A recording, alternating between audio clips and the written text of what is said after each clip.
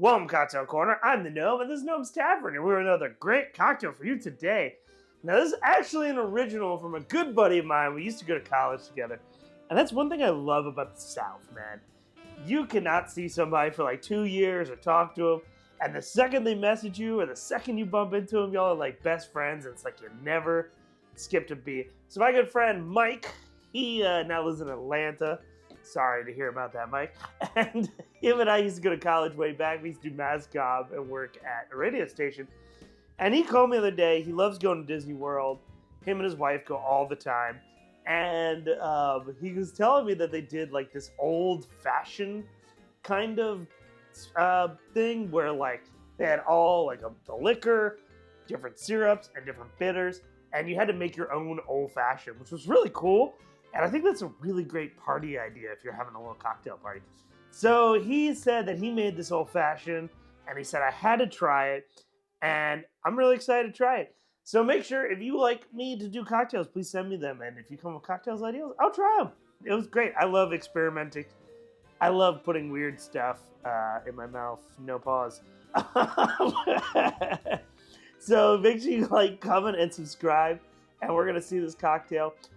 Maybe we'll call it the Hotard Huddle. I think that was his old show's name, the Hotard Huddle. He'll have to tell me down below what we should name it. And I hope you guys like it. Make sure you like, comment, subscribe. Don't forget, if you need a great gift for this Christmas or just in life in general, you should try some Gnome's Tavern bitters. We just dropped the celery bitters. And so if you don't have that one yet, you have to have that one to complete the collection. And we have our chocolate and our flagship product, the Earl Grey. So check them out at the link below. All right, let's dive on to the drink. So like I said, this is an old-fashioned, and sometimes people will contact me. They're like, Gnomes, tell me how you make old-fashioned. So we're going to kind of take a step-by-step, what I'm kind of thinking when I make old-fashions and all that kind of stuff.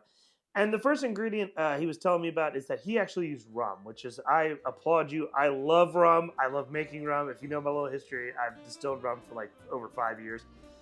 And we're actually going to use my good friend Andrew's rum, Rouleaisance rum. This is going to be cask strength, only about 104 proof.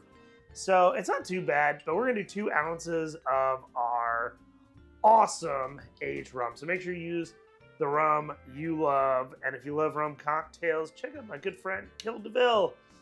Does a bunch of rum cocktails. In fact, his wife had made a cocktail, so you should check that one out.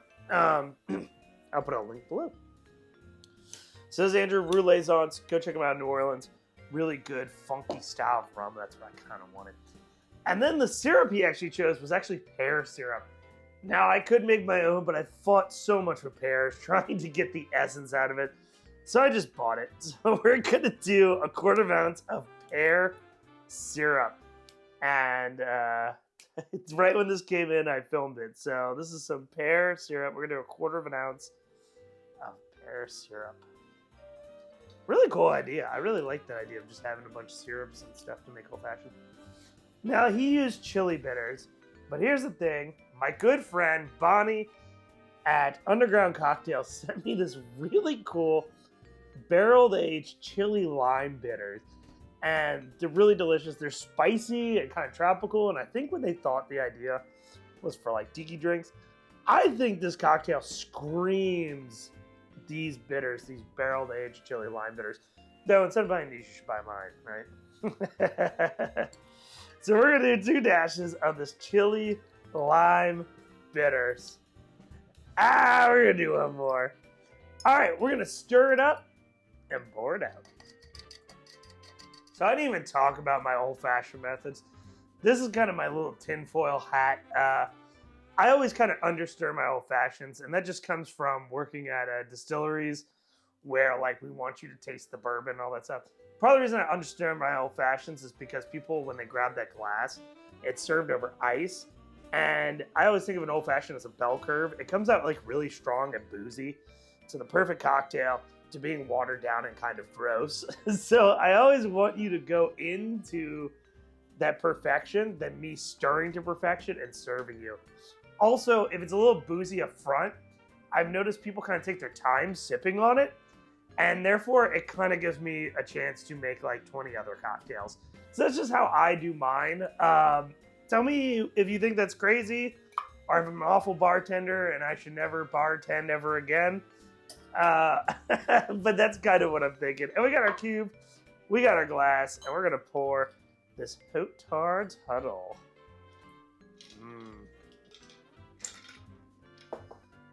Yep. And now we're gonna do an orange peel. I like to use this little cheese peeler. It gives you that perfect. Oh my gosh, this orange is so nice. He didn't tell me what he garnished it with, but I'm gonna do an orange because this orange is really nice. And bam! Now, when we zest it, we always want to make sure we put the peel out. This is where the good stuff is, and we give it a zest. I also too like to rub the peel where your hands go, because if you think about it, when you grab onto that drink and you bring it up to your face, what's near your face is their hands, and their hands and humans taste a lot with their noses. So if your hands smell like shit, you'll think the drink's shit, and if your hands smell great, you'll probably order another drink. So that's an old bartender trick I learned back in the day, and a lot of bartenders have been using it. I will preach that trick to the end of time. So we're gonna try it. I haven't had this yet, but Mike swore by it. So Mike, I'm trusting you that this is delicious. Let's give it a go.